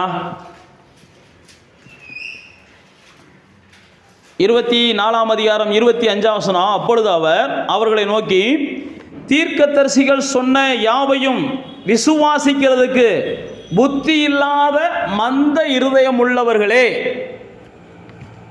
யாருக்குள்ள விசுவாசம் வராது அப்படின்னா, மந்த இருதயம் இருக்கிறவங்ககிட்டலாம் விசுவாசம் வராது. அது மரத்து போன இருதயம், அது உணர்வே இல்லாத உயிரற்ற இருதயம். உயிர் இருக்கிறது மாதிரி இருக்கும், ஆனால் உயிர் இருக்காது. நீங்கள் மந்த இருதயம் உள்ளவங்களை பார்த்தீங்கன்னா தங்களை மாற்றிக்கிறவே மாட்டாங்க. ஆண்டவரும் அவங்கள மாற்ற முடியாது, தங்களை மாற்றிக்கிறவே மாட்டாங்க. அப்படிப்பட்டவங்க தான் மந்த இருதயம் உள்ளவர்கள். அவங்களுக்கு யார் என்னத்தை சொன்னாலும் மண்டையில் ஏறாது. அதனால தான் இயேசுவே தான் சீசர்கள்ட்ட சொல்கிறாரு, நீங்கள் புத்தி இல்லாத மந்த இருதயத்தில் தான் ஆண்டவர் சொன்ன எந்த வார்த்தையும் உங்கள் மண்டையில் ஏற மாட்டேங்குது அப்படிம்பார். அப்போ தேவ பிள்ளைகளாகி நீங்களும் நானும் விசுவாசம் உள்ளவங்களாக மாறணும் அப்படின்னா நாம் என்ன செய்யணும்? ஒரு புத்தியுள்ள இருதயம், அல்லது நம்முடைய இருதயம் என்ன செய்யணும்? ஷார்ப்பான இருதயமாக இருக்கணும், கூர்மையான இருதயமாக இருக்கணும். மந்தமான இருதயத்தை நம்ம மாற்றணும். நான் தான் சொன்ன பாருங்க, அவிசுவாசமான இருதயம் எனக்கு நீங்கட்டும்னு அவன் ஜெபிச்சான். அதே மாதிரி மந்த இருதயம் மாறணும்னு சொல்லி நீங்கள் என்ன செய்யணும்? செபிக்கணும். நல்லா தெரிஞ்சுக்கோங்க, மந்த இருதயம்னா எப்படி இருப்பாங்க அப்படின்னா, ஏதாவது நடந்ததுக்கப்புறம் உட்காந்து வருத்தப்படுவாங்க. அவங்க தான் மந்த இருதயம் உள்ளவங்க. ஷார்ப்பான இருதயம்னா எப்படி இருக்கும்னா, நடக்கிறதுக்கு முன்னாடியே கொஞ்சம் யோசிப்பாங்க. அப்படி பிரச்சனை ஓடிக்கி இருக்கும்போதே கொஞ்சம் யோசிப்பாங்க. ரைட்டு, இந்த ஃபோன் எடுத்து எரிஞ்சோம்னா இந்த ஃபோனோட 20,000 ரூபா அது என்ன செஞ்சிடும், வேஸ்ட்டாக போகும்னு யோசிப்பாங்க. கொஞ்சமாக ஷார்ப்பான இருதயம் இருக்கிறவங்க. மந்த இருதயம் இருக்கவங்க எடுத்து எரிஞ்சு போட்டு ஐயோ வடை போச்சேன்னு அதுக்கப்புறம் என்ன செய்வாங்க? புரியுதா? இதுதான் மந்த இருதயம். எல்லாம் நடந்ததுக்கப்புறம் சிலர் பார்த்தீங்கன்னா கோவப்பட்டு என்னத்தையாவது செஞ்சுருவாங்க. செஞ்சு முடிச்சுட்டு ஒரு 10 நிமிஷம் கழிச்சு 10 மணி நேரம் கழிச்சு தான் என்ன செய்யும், நான் ஏன்டா கோவப்பட்டேன், நான் ஏன்டா இதை செஞ்சேன்னு மண்டையை போட்டு பிப்பாங்க. அப்படி யாராவது இருந்தீங்கன்னா மாறுங்க. இதெல்லாம் உங்களுடைய வாழ்க்கையினுடைய வெற்றியை தடுக்கும், உங்களுடைய வாழ்க்கையுடைய வளர்ச்சியை தடுக்கும். செய்கிறதுக்கு செய்யும் போதே உங்கள்கிட்ட ஆவியானவர் இடைப்படுவார். டே வேணாண்டா, அதுதான் கூறு இல்லாமல் செஞ்சுக்கிட்டு இருக்கு, அதுதான் புத்தி இல்லாமல் என்னத்தையோ நடக்குது, இல்லை இது குடும்பத்தில் ஏதோ ஒரு சூழ்நிலையில் ஆவியானவர் பேசுவார். ஒரு சார்பான இருதயமாக இருந்துச்சுன்னா உடனே என்ன செய்வீங்க? ஆவியானவரே என்னை பலப்படுத்துங்கப்பான்னு கேட்டுருவீங்க. மந்த இருதயமாக இருந்துச்சுன்னா முடிச்சுட்டு என்ன செய்வீங்க? ஆண்டவரே என்னை மன்னிச்சிருங்கப்பான்ட்டு போய் நிற்பீங்க. ஆக மொத்தம் உங்களுக்கு என்ன செய்யுது? லாஸு தான். அப்போ இங்கே பாருங்க, ஆண்டவர் சொல்லுகிறார், மந்த இருதயம் இல்லாதனால தான், மந்த இருதயம் இருக்கிறதுனால தான் நீங்கள் விசுவாசிக்க மாட்டீங்கன்றாரு. அப்போ தேவ பிள்ளைகளாகி நீங்களும் நானும் நம்முடைய இருதயம் பண்பட்ட இருதயமாக இருக்கணும். எப்படி ஒரு கடினமான நிலத்தில் ஒரு விதையை போய் விதைச்சோம்னா அந்த விதை விளையாதோ அல்லது விளங்காதோ, அப்படி இருக்காமல் நாம் பண்படுத்தப்பட்ட ஒரு நிலமாக இருக்கணும். நம்மகிட்ட என்ன விதைச்சாலும் விளையும். ஆண்டவர் என்ன செய்யணும்? நம்பணும். என் மக்கள்கிட்ட என்னத்தை கொடுத்தாலும் அவங்க பயன்படுத்துவாங்க. அப்போ மந்த இருதயத்தை தேவன் எப்பயுமே என்ன செய்கிறார்னா கடிந்து கொள்ளுகிறார். அவங்க சீசர்கள்ட்ட தான் அந்த மந்த இருதயம் இருந்துச்சு. இயேசு உயிரோட கூட எழும்பினதுக்கப்புறம் தான் சீசர்களோடு கூட பயணம் பண்ணுகிறார். சீசர்களோடு பயணம் பண்ணும்போது அப்போ இயேசு என்ன செய்கிறாருன்னா அவங்ககிட்ட பேசிக்கிட்டே வர்றார். இயேசு கூட பேசிக்கிட்டு வர்றது அவங்களுக்கு புரிய மாட்டேங்கிடுச்சு. கொஞ்ச நேரம் கழிச்சு பார்த்தீங்கன்னா தெரியும். 24ஆம் அதிகாரத்தை நீங்கள் வீட்டில் போய் வாட்சி பாருங்கள். கொஞ்ச நேரம் கழிச்சு புரிய மாட்டேன்ருச்சு. அப்போ தான் சீசர்களே கேட்பாங்க, ஏன் அவர் நம்ம கூட பேசின போது நம்முடைய மனம் கொழுந்து விட்டு எரியவில்லை? இதுதான் மனம் மரத்து போய் கிடக்க. நான் மறுபடியும் சொல்கிறேன், கிறிஸ்தவங்களாகிய நம்முடைய இருதயம் எப்பயுமே என்ன செய்யணும்? ஒரு வற்றாத நீரூற்றை போல அது இருக்கணுமே ஒழிய ஒரு வறண்ட இருதயமாக நம்முடைய இருதயம் இருக்கக்கூடாது. மந்த இருதயம் நமக்குள்ளே இருக்கக்கூடாது. மந்த நாவு நமக்குள்ளே இருக்கக்கூடாது. மந்தமான வாழ்க்கை நம்ம வாழக்கூடாது. எப்பயுமே நம்ம என்ன செய்யணும்? சிந்திச்சுக்கிட்டே ஏதோ மந்த புத்தியோடய நம்ம வாழக்கூடாது. அப்படி மந்த புத்தியோடு வாழ்ந்தீங்கன்னா நீங்கள் வாழ்க்கையில் ஜெயிக்க மாட்டீங்க. பல இடங்களில் தோற்று போவீங்க, பல இடங்களில் வெட்கப்படுவீங்க. ஏனென்றால் வேதம் சொல்கிற விசுவாசிக்கிறவர்கள் வெட்கப்பட மாட்டாங்க, விசுவாசியாதவர்கள் வெட்கப்படுவாங்க. விசுவாசிக்கிறவங்க வருத்தப்பட மாட்டாங்க, விசுவாசியாதவர்கள் வருத்தப்படுவாங்க. வேதத்தில் தெளிவாக போட்டிருக்கு. விசுவாசத்தினால தான் நீங்கள் என்ன செய்ய முடியும்? பிழைக்க முடியும். விசுவாசம் தேவன் மேலே வைக்கணும். தேவன் மேலே நாம் வைக்கிற விசுவாசம், நான் தான் சொன்ன பாருங்கள், இந்த மனுஷன் சொன்னதை காட்டிலும் தேவன் சொல்லுகிற வார்த்தை பெருசுன்னு நம்ம நம்பணும். இந்த சூழ்நிலையை காட்டிலும் தேவன் சூழ்நிலைகளை மாற்றுகிற தேவன் என்று நம்பணும்.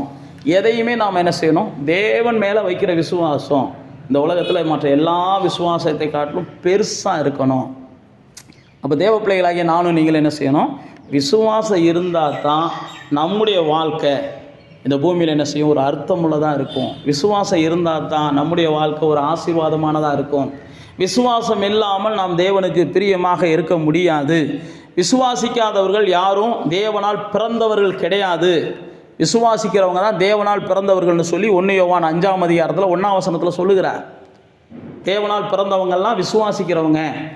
அதான் நான் சொன்ன பாருங்கள், நீங்கள் 11ஆம் அதிகாரத்தை வீட்டில் போய் வாசிச்சு பாருங்கள். எபிரேயரில் ஆபிரகாம் தன்னுடைய சரீரம் செத்து போச்சு, சாரால் தன்னுடைய கற்பம் செத்து போச்சு, ஆனாலும் விசுவாசிச்சாங்கன்னு பைபிளில் போட்டிருக்குது. சிங்க குகைக்குள்ளே போய் போடப்பட்டாலும் தானியேல் விசுவாசித்தான். தீக்குள்ளே போடப்பட்டாலும் சாத்ராக், மேசாக், ஆபேத்நேகோ போன்றவர்கள் விசுவாசித்தார்கள். விசுவாசத்தினால தான் நானும் நீங்களும் என்ன செய்ய முடியும்? ஜெயிக்க முடியும். அப்போ தேவ பிள்ளைகளாகிய நானும் நீங்களும் விசுவாசம் இல்லாமல் வாழ்க்கையில் நம்ம சில விஷயங்களை செய்ய நினச்சி நம்ம தோற்று போயிடுறோம். நீங்கள் எபேசியருக்கு வாசிச்சு பார்த்தீங்கன்னா 2ஆம் அதிகாரம் 17ஆம் வசனத்தில் போட்டிருக்கு, விசுவாசத்தினால தான் கர்த்தர் உங்களுக்குள்ள வாசமாக இருக்கிறதே நீங்கள் உணர முடியுமா? கர்த்தர் எனக்குள்ளே இருக்கிறதையே விசுவாசத்தினால தான் உணர முடியும். விசுவாசம் இல்லைன்னா கர்த்தர் எனக்குள்ளே இருந்தாலும் என் கூட இருந்தாலும் எனக்கு கர்த்தர் இருக்கிறான்ற உணர்வே வராது. அதான் சொன்ன பாருங்க, இயேசு தான் சீசர்களோடு நடக்கிறார். ஆனால் இயேசுடைய சீசர்களுக்கு இயேசு தான் தான் கூட நடந்து போகிறார்ன்றதே அவங்களுக்கு தெரியலை. இயேசு அவர்களோடு பேசுகிறார், தான் கூட இயேசு தான் பேசுகிறார்னு அவர்களுக்கு தெரியலை. இயேசு அவர்களுக்கு போதிக்கிறார், இயேசு தான் தனக்கு போதிக்கிறார்னு அவருக்கு தெரியலை. ஏன்? விசுவாசம் இல்லைன்னா தனக்குள்ளே இருக்கிற தேவனை அவர்கள் உணர முடியாது. தான் கூட இருக்கிற தேவனை அவர்கள் உணர முடியாது. தன்னோடு கூட நடக்கிற தேவனை அவர்கள் உணர முடியாது அப்படின்னு எபேசியர் 2ஆம் அதிகாரம் 17ஆம் வசனத்தில் போட்டிருக்குது. விசுவாசம் இல்லாதவர்கள் பைபிள் பிரகாரம் அவர்கள் பாவத்தை அதிகமாக விரும்புவாங்க. பண ஆசை அவர்களை மூடிக்கொள்ளும் அப்படின்னு தீமோத்தேயுவுக்கு எழுதின நிருபத்தில் 5ஆம் அதிகாரத்தில் அவர் எழுதி போட்டிருக்கிறார். விசுவாசத்தை விட்டவங்களை பண ஆசை பிடிக்கும். பண ஆசை தான் எல்லா தீமைக்கும் வேர். அந்த பண ஆசை தான் அவங்களுக்கு விசுவாசம் இல்லாததுனால அவர்களுக்குள்ள புகுது. எப்படியாவது பணம் சம்பாதிக்கணும், எப்படியாவது பணம் சம்பாதிக்கணும். பணத்தை கர்த்தர் கொடுப்பார்னு அவங்களுக்கு நம்பிக்கை இல்லை. ஆசீர்வாதத்தை கர்த்தர் அவங்களுக்கு கொடுப்பார்னு நம்பிக்கை இல்லை. நான் மறுபடியும் சொல்லுகிறேன், விசுவாசம் உள்ளவர்கள் இழிவான ஆதாயத்துக்காக இறங்கி போக மாட்டாங்க. ஒரு இழிவான ஆதாயத்துக்காக தன்னைத்தானே ஒருத்தன் தாழ்த்தி கொள்ளுகிறவன் விசுவாசம் இல்லாதவன். விசுவாசம் இருக்கிறவர்கள் ஒருபோதும் மனுஷனுக்கு அடிமையாகலாம் வாழ மாட்டாங்க. எந்த மனுஷனுக்கு அடிமையாக வாழ மாட்டாங்க. இதெல்லாம் உங்களுக்குள்ள விசுவாசம் வளர வளர வளர நீங்கள் என்ன செய்வீங்க? வார ஆரம்பிப்பீங்க. விசுவாசம் என்பது அதான் நான் சொன்ன பாருங்க, என்னை தேவன் வாழ வைப்பா, என்னை தேவன் ஜெயிக்க வைப்பா, தேவன் என்னை மேற்கொள்ள வைப்பா, தேவன் என்னுடைய வம்சத்துக்கு வழிகாட்டுவா அப்படின்றத முழுமையாக நம்புறதா விசுவாசம். அப்போ தேவ பிள்ளைகளாகிய நானும் நீங்களும் விசுவாசம் இல்லை அப்படின்னா பைபிளில் போட்டிருக்கு எல்லா தீமைகளையும் நாம் செய்ய ஆரம்பிச்சிருவோம். எல்லா தீமையும் செய்ய ஆரம்பிச்சிருவோம். அப்போஸ்தலர் 8ஆம் அதிகாரத்தில் ஒரு மந்திரவாதி விசுவாசித்தான். ஆனால் பைபிளில் போட்டிருக்கு அவனுடைய விசுவாசம் பொய்யான விசுவாசம். ஏதாவது கிடைக்கும் அதனால விசுவாசிப்போம்னு விசுவாசிக்கிறவங்களா இருக்கிறாங்க. அது பொய்யான விசுவாசம். பைபிளில் போட்டிருக்கு, நீ மனம் திரும்பி குணப்படு இல்லைன்னா நாசமாக போவன்னு பேதுரு அவனை பார்த்து சொல்கிறான். சிலர் மாய்மாலம் பண்ணுகிற விசுவாசம் இருக்குது, பொய்யான விசுவாசம் இருக்குது. விசுவாசிக்கிற மாதிரி பேசுவாங்க, ஆனால் உண்மைக்கு விசுவாசத்தில் காமிக்க மாட்டாங்க. இது அப்போஸ்தலர் 8ஆம் அதிகாரத்தில் போட்டிருக்குது. நான் சொன்னபடி பிசாசு விசுவாசிக்கிறான்னு யாக்கோபு 2ஆம் அதிகாரம் 11ஆம் வசனத்தில் சொல்கிறாரு. 2ஆம் அதிகாரம் 11ஆம் வசனத்தில் பிசாசும் விசுவாசிப்பான்னு போட்டிருக்கு. நான் கடைசியாக ஒரு வசனத்தை சொல்லி முடிக்கிறேன். 1 பேதுரு 5ஆம் அதிகாரத்துக்கு வந்தீங்கன்னா அதில் 9ஆம் வசனம் போட்டிருக்குது. 1 பேதுரு 5ஆம் அதிகாரத்தில் விசுவாசம் இல்லாதவர்கள் பிசாசை எதிர்க்க முடியாது. விசுவாசம் இல்லைன்னா நீங்கள் பிசாசை எதிர்க்க முடியாது. பிசாசை எதிர்க்க முடியலை அப்படின்னா நீங்கள் இயேசுவின் பிள்ளையாகவே வாழ முடியாது. பிசாசை எதிர்க்கிறவன் தான் யாரு? இயேசுவோட பிள்ளை. பிசாசை எதிர்க்கலை அப்படின்னா நீங்கள் பூமியில் இயேசுவின் பிள்ளையாக வாழவே முடியாது. பிசாசை எதிர்க்கணும் அப்படின்னா உங்களுக்குள்ள விசுவாசம் வேணும். விசுவாசம் வேணும்னா தேவனுடைய வார்த்தையை நீங்கள் அதிகமாக என்ன செய்யணும்? கேட்கணும், கவனிக்கணும், சிந்திக்கணும், வாழணும். இங்கே பாருங்க, அங்கே பேதுரு ஆவியானவர் மூலமாக எழுதப்பட்டிருக்கிற வார்த்தையை பார்க்குறோம். தெளிந்த புத்தி உள்ளவங்களா இருங்க, விழிச்சிருங்க. 8ஆம் வசனம் 1 பேதுரு 5ஆம் அதிகாரத்தில், உங்கள் எதிராளியாகிய பிசாசானவன் கெர்ச்சிக்கிற சிங்கம் போல எவனை விழுங்கலாமோ என்று வகை தேடி சுற்றி திரிகிறான். விசுவாசத்துல உறுதியா இருந்து அவனுக்கு எதிர்த்து நில்லுங்க. அப்படி நின்னா தான் அவன் ஓடி போவான்னு யாக்கோபு சொல்றாரு. பேதுரு சொல்லும்போது நீ எதிர்த்து நில்லுங்கன்றாரு. யாக்கோபு சொல்லும்போது சொல்றாரு நீ எதிர்த்து நின்னா தான் அவன் ஓடி போவான். எதிர்த்து நிக்கிறேன்னா ஓட மாட்டான். எப்பயுமே பிசாசுடைய இயல்பு அதுதான். பிசாசுக்கு எதிர்த்து நில்லுங்கள். 4ஆம் அதிகாரம் யாக்கோபு 7ஆம் வசனத்தில் போட்டிருக்குது. பிசாசுக்கு எதிர்த்து நின்னா தான் அவன் ஓடி போவானே ஒழிய, பிசாசுக்கு நீங்க எதிர்த்து நிக்கலைன்னா நிச்சயமா ஓடுற ஆள் கிடையாது. எந்த ஒரு பாவத்தையும் நீங்க செய்ய மாட்டேன்னு தீர்மானம் எடுக்கிறது வரைக்கும், நான் மறுபடியும் சொல்லுகிறேன், பிசாசு உங்க பக்கத்திலே தான் இருப்பான். எப்ப நான் எந்த சூழ்நிலை வந்தாலும் அந்த பொருளை எடுக்க மாட்டேன், எந்த சூழ்நிலை வந்தாலும் இந்த பொய்யை சொல்ல மாட்டேன், எந்த சூழ்நிலை வந்தாலும் இந்த தவறை செய்ய மாட்டேன் அப்படின்னு எப்ப நீங்க நிக்கிறீங்களோ அப்பதான் பிசாசு ஓடி போவான். புரியுதா நான் சொல்றது? எப்ப நீங்க நிக்கிறீங்களோ, எந்த சூழ்நிலை வந்தாலும் கணவனோட சண்டை போட மாட்டேன், எந்த சூழ்நிலை வந்தாலும் இப்படி நீங்கள் தீர்மானம் எடுக்கணும். எந்த சூழ்நிலை வந்தாலும் பரவாயில்ல, நான் இப்படி நிற்பேன் அப்படின்னு நின்னீங்கன்னா தான் பிசாசு ஓடி போவானே ஒழிய, இல்லை நான் முடிஞ்ச அளவுக்கு முயற்சி பண்ணுறேன், இல்லை நான் முடிஞ்ச அளவுக்கு ட்ரை பண்ணுறேன் அப்படின்னா பிசாசு ஓடி போக மாட்டான். பரவாயில்ல, முடிஞ்ச அளவுக்கு நான் ட்ரை பண்ணுறேன், அப்போ நமக்கு ஒரு வாய்ப்பு தர்றதுக்கு ரெடியாக இருக்குது அந்த ஐயா, இந்த அம்மா ரெடியாக இருக்கிறாங்க. முடிஞ்ச அளவுக்கு நான் ட்ரை பண்ணுறேன் பாஸ்டர், என் கோபத்தை கண்ட்ரோல் பண்ண முடிஞ்ச அளவுக்கு ட்ரை பண்ணுறேன். நான் மறுபடியும் சொல்கிறேன், நீங்கள் முடிஞ்ச அளவுக்குன்னு சொல்லுவது பிசாசுக்கு இடம் கொடுப்பதுக்கு சமம். இல்லை என்ன ஆனாலும் பரவாயில்ல, நான் இந்த இடத்துல என்ன செய்ய போகிறேன், நிற்க போகிறேன், இந்த இடத்துல நான் தோக்க மாட்டேன், என்ன ஆனாலும் பரவாயில்ல அப்படின்னு நிற்கும்போது தான் பிசாசு வேஸ்ட்டு அப்படின்னு ஓடி போயிடுவான். உங்களோட போராடுறது வேஸ்ட், ஏன்னா ஜெயிக்க முடியாது. நீங்கள் நின்றுட்டீங்கன்னா ஓடி போயிடுவான். பைப்பில் அப்படி தான் போடுவோம். நீங்கள் எதிர்த்து நின்றுட்டீங்கன்னா ஓடி போயிடுவான். நீங்கள் ஒரு முடிவு எடுத்துட்டீங்கன்னா ஓடி போயிடுவான். நீங்கள் ஒரு முடிவு எடுத்துட்டீங்க, மறுபடியும் சொல்லுகிறேன், விசுவாசம் இல்லாமல் உங்களால் பிசாசை எதிர்க்க முடியாது. எந்த ஒரு மனுஷனையும் பிசாசு விழுங்கலாம் என்று அவன் என்ன செய்யறான், கெர்ச்சிக்கிற சிங்கமாக இருக்கிறான். விசுவாசம் இல்லாதவர்களை அவன் ஈஸியாக விழுங்குவான். நான் மறுபடியும் சொல்லுகிற வார்த்தை அதுதான். விசுவாசம் என்பது வசனத்தின் அடிப்படையில் இருக்கணும், கற்பனையின் அடிப்படையில் இருக்கக்கூடாது. கற்பனைகளை நம்ம விசுவாசிக்கிற ஆட்கள் கிடையாது, வசனத்தை தான் நம்ம விசுவாசிக்கிறோம். நான் விசுவாசிக்கிறது எல்லாமே வசனம் தான். விசுவாசம் தான் வசனம், வசனத்தில் தான் நம்முடைய விசுவாசம் இருக்கணும். நமக்கு தோன்றதெல்லாம் நம்ம விசுவாசிக்கக்கூடாது, நம்முடைய கனவெல்லாம் நம்ம விசுவாசிக்கக்கூடாது, நம்முடைய கற்பனைகளெல்லாம் நம்ம விசுவாசிக்கக்கூடாது. வசனத்தில் என்ன சொல்லப்பட்டிருக்கோ அதைத்தான் நம்ம விசுவாசிக்கணும். வசனம் ஒன்று தான் பைபிளில் போட்டிருக்கு, ஜீவன் உள்ளது. இந்த வசனத்தில் தான் ஜீவன் இருக்குது. அதனால தான் பேதுரு சொல்லும்போது சொல்றாரு, நித்திய ஜீவன் தரக்கூடிய வசனம் உம்மிடத்தில் இருக்குது. இந்த வசனம் ஒன்று தான் ஜீவன் தரக்கூடியது. அதனால தான் நான் உங்களுக்கு சொல்லுகிறேன், இந்த வசனத்தினால தான் விசுவாசம் வரும், வசனத்தினால தான் வாழ்க்கை வரும். அதனால தான் இயேசு சொல்லுகிறார், மனுஷன் அப்பத்தினால அல்ல இந்த வசனத்தினால தான் பிழைப்பான் அப்படின்னு சொல்லுகிறார். நீங்கள் நானும் பிழைக்கணும்னா விசுவாசம் அவசியம். அந்த விசுவாசம் நமக்குள்ளே வரணும்னா அந்த வசனம் அவசியம். இந்த வசனம் இருந்தால் தான் நமக்குள்ளே என்ன செய்யும், விசுவாசம் வளரும். நமக்குள்ளே ஒரு 4 வசனமாவது என்ன செய்யணும், ஒரு வாரத்தில் மனப்பாடம் பண்ணணும். படிக்க தெரிஞ்சவங்க, படிக்க தெரியாதவங்க கேட்கவாது என்ன செய்யணும், ஒரு 4 வசனத்தையாவது கேட்க செய்யணும். வசனம் தான் நம்முடைய வாழ்க்கை. நம்முடைய வாழ்க்கையில் நாம் எதிர்பார்க்கிற எதையும் செய்யக்கூடியது தேவனுடைய வார்த்தை தான். இந்த வார்த்தை தான் உலகத்தை படைச்சிச்சு. வசனம் இல்லாமல் நமக்குள்ள விசுவாசம் வராது. அப்போ நம்ம என்ன செய்யணும், இந்த வசனத்தை 4 வாட்டியாவது, 4 வார்த்தை ஒரு நாளைக்கு இல்லை, வாரத்துக்கு ஒரு 4 வார்த்தை, உங்களுக்கு தெரிஞ்ச 4 வசனத்தை இங்கே எழுதிட்டு போகிறீங்க. இந்த 4 வசனத்தை கூட இதில் கூட ஒரு 4 வசனத்தை நீங்கள் மனப்பாடம் பண்ணி பாருங்கள். எந்த அளவுக்கு வசனத்தை நீங்கள் உங்களுக்குள்ளே கொண்டு போகிறீங்களோ பைபிளில் போட்டிருக்கு. அப்போ தான் பாவம் உங்களுக்குள்ளே வராதான். தான் இருதயத்தை வசனத்தால் நீங்கள் நிரப்பும் போது தான் உங்கள் இருதயத்துக்குள்ள பாவ சிந்தைகள் வராதான். யார் ஒரு தன்னை பாவம் இல்லாமல் காத்துக்கொள்ள முடியும் அப்படின்னா தன்னுடைய தேவனுடைய வசனத்தினால தன்னை நிரப்புகிறவன் தான் பாவம் இல்லாமல் காத்துக்கொள்ள முடியும்னு சொல்லி சங்கீதக்காரன் 119 முழுக்க சொல்லுவான். அப்போ இந்த வசனம் தான் நமக்கு விசுவாசத்தை கொடுக்கக்கூடியது, இந்த வசனம் தான் நமக்கு வாழ்வை கொடுக்கக்கூடியது.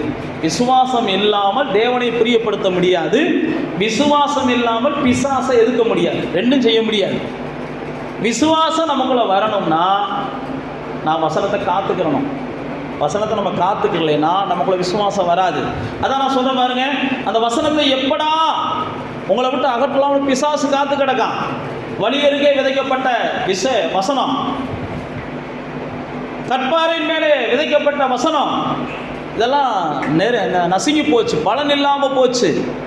முட்களுக்குள்ளே விதைக்கப்பட்ட வசனம், இதுக்கெல்லாம் அர்த்தம் சொல்லுவார். நீங்கள் வீட்டில் போய் வாசிச்சு பார்த்தீங்கன்னா தெரியும், ஏசு அர்த்தம் சொல்லுவார். அப்போ வசனம் நமக்குள்ளே வரணும் அப்படின்னா அந்த இதெல்லாம் நீங்கள் கவனித்து பார்த்தீங்கன்னா முதல்ல சொல்லும்போது விசுவாசத்தை சொல்லுவார், ரெண்டாவது சொல்லும்போது கவலை இல்லாத வாழ்க்கையை சொல்லுவார், மூணாவது சொல்லும்போது சிற்றின்பங்களுக்கு நீங்கள் அடிமையாகாதீங்கம்பார். அதுதான் வசனம் நமக்குள்ளே என்ன செய்யும், பலனுள்ளதாக மாறும். அப்போ தேவ பிள்ளைகளாகிய நீங்களும் நானும் இந்த வசனத்தை சிந்திச்சா தான் விசுவாசத்துக்குள்ளே வர முடியும். விசுவாசம் இருந்தால் தான் இந்த உலகத்தில் நாம் விரும்புகிறத செயல்படுத்த முடியும், செய்ய முடியும், பெற்றுக்கொள்ள முடியும். அதனால் அப்படியே கண்களை மூடி தேவனை நோக்கி பார்த்து அந்த தகப்பன் கேட்டதை போல ஒருவேளை அவிசுவாசமான இருதயம் உங்களுக்குள்ளே இருக்குன்னா ஆண்டவர்கிட்ட சொல்லுங்கள், ஆண்டவரை நான் விசுவாசிக்க நினைக்கிறேன், என்னால் முடியலை. அவிசுவாசமான இருதயம் என்னை போட்டு என்ன செய்யுது, அலக்கழிக்குது. அப்படி தான் தகப்பன் கேட்டான். உடனே இயேசு அவனுக்கு அதிசயத்தை செஞ்சார். விசுவாசிங்க, இந்த மனுஷன் மாறுவான்னு விசுவாசிங்க, இந்த சூழ்நிலை மாறும்னு விசுவாசிங்க, இந்த உதடுகள் மாறும்னு விசுவாசிங்க, இந்த பாதம் மாறும்னு விசுவாசிங்க, இந்த இருள் மாறும்னு விசுவாசிங்க. நான் மறுபடியும் சொல்லுகிற அதுதான், என்னால் அல்ல என் தேவனால் எல்லாம் ஆகும். என் தேவனால் கூடாத காரியம் ஒன்றும் இல்லை. கன்னிகை கர்ப்பவதி ஆக முடியுமா? மரியாள் சொல்கிறாங்க, ஐயோ எப்படி ஆக முடியும்னு தெரியலையே. அப்போ தான் தூதன் சொல்கிறான், தேவனால் கூடாத ஒன்றும் இல்லை, கன்னிகை கர்ப்பவதி ஆக முடியும். பைபிளில் போட்டிருக்கு, மரியாள் உடனே விசுவாசிச்சாங்க. தேவனால் கூடாது ஒன்றுமே இல்லை. வயதானவர்கள் குழந்தையை பெற்றெடுக்க முடியுமா அப்படின்னு வரும்போது பைபிளில் போட்டிருக்கு, ஆபிரகாமும் நகைத்தான், சாராலும் நகைத்தார்கள். ஆனாலும் தேவன் சொல்லும்போது சொல்கிறான், தேவனால் ஆகாத காரியம் ஒன்று உண்டா அப்படின்னு ஆபிரகாமையும் சாராலையும் பார்த்து ஆண்டவர் கேட்பார். சில நேரத்தில் நமக்கு தோணும், பைத்தியமாக தான் தோணும். விசுவாசம் என்பது நமக்கு பலமுள்ளதாக இருக்கிறது. அவிசுவாசிகள் கெட்டு போகிறவங்களுக்கு தான் அது பைத்தியமாக தோணும். ஆனால் நீங்களும் நானும் விசுவாசத்தினால தான் நீதிமான் பிழைப்பான். நீதிமானா வாழணும்னு நினைக்கிறவங்க விசுவாசத்தினால மட்டும்தான் பிழைக்க முடியும். அக்கிரமக்காரர்கள் எப்படி வேணாலும் பிழைப்பாங்க. நீங்களும் நானும் நீதிமான். துன்மார்க்கர்கள் எப்படி வேணாலும் பிழைக்கலாம். அவனுக்கு என்ன பைத்தியம், எப்படி வாழ்ந்துட்டு போயிடலாம். அவனுக்கு என்ன பேய் பிடிச்சவன், எப்படி வாழ்ந்துட்டு போயிடலாம். அவன் குடும்பத்தில் சமாதானம் இல்லாமல் இருக்கலாம், அவன் குடும்பத்தில் சண்டை இருக்கலாம், அவன் பிள்ளைகள் போக்கிரிகளாகவும் பொல்லாத பிள்ளைகளாகவும் வளரலாம். ஆனால் நம்ம அப்படி இருக்கக்கூடாது. நம்ம தான் நீதிமான்கள். நமக்குள்ள பரலோகம் இருக்கணும், நம்முடைய குடும்பத்தில் பரலோகம் இருக்கணும், நம்முடைய பிள்ளைகள் மேலானவங்களாக இருக்கணும், நம்முடைய வம்சம் ஒரு ஆசீர்வதிக்கப்பட்டதாக இருக்கணும். நம்ம அப்படி தான் விரும்பணும். நீதிமான் அப்படின்னா நீங்கள் விசுவாசிக்கணும். அதுதான் நான் உங்களுக்கு சொல்ல வரேன். நீதிமானுக்குரிய வாழ்க்கை உங்களுக்கு வேணும்னா நீங்கள் விசுவாசிக்கணும். விசுவாசிக்கணும் அப்படின்னா உங்களுக்கு வேத வசனத்தில் தெளிவு வேணும். வேத வசனத்தில் தெளிவு வேணும். வேத வசனத்தை அதிகமாக சிந்திக்கணும். அப்போ தான் உங்களுக்குள்ள விசுவாசம் வரும். விசுவாசம் இருந்தால் தான் நீங்கள் பிசாசை விரட்ட முடியும். விசுவாசம் இருந்தால் தான் நீங்கள் தேவனுக்கு பிரியமானவர்களாக இந்த பூமியில் வாழ முடியும். விசுவாசம் இருந்தால் தான் நீங்கள் விரும்புகிறதெல்லாம் நடக்கும், தொடுறதெல்லாம் தொடங்கும். 12 வருடம் உள்ள பெரும்பாலுள்ள ஸ்திரீ இயேசுடைய சரீரத்தை தொட்டு பெரிய அதிசயத்தை பார்த்தா. ஒன்றுமே இல்லைன்னா கூட உங்களால் அதிசயத்தை பார்க்க முடியும் விசுவாசம் இருந்துச்சுன்னா. ஒன்றுமே இல்லை, ஆனால் விசுவாசம் இருக்குது, பல அதிசயங்களை நீங்கள் பார்க்க முடியும். நான் மறுபடியும் சொல்லி முடிக்கிறேன்.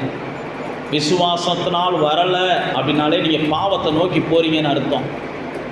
அதனால் விசுவாசிக்க முடியலைனாலே நீங்கள் பாவத்தை நோக்கி போகிறீங்க. பண ஆசை உங்களை பற்றி கொள்ளுகிறது. விசுவாசம் இல்லாதவர்கள் பாவத்தை விரும்புவாங்க, பண ஆசைக்கு அடிமையாவாங்க. விசுவாசம் இல்லாதவங்க தான் எப்போ பார்த்தாலும் மந்த இருதயத்தோடு இருப்பாங்க. என்ன சொன்னாலும் மண்டையில் ஏறாது. அதில் விசுவாசம் உள்ளவங்களாக இருங்க. நீங்கள் வாழ்ந்திருக்க வேண்டும் என்று தேவன் விரும்புகிறார். நீங்கள் சாதிக்கணும்னு தேவன் விரும்புகிறார்.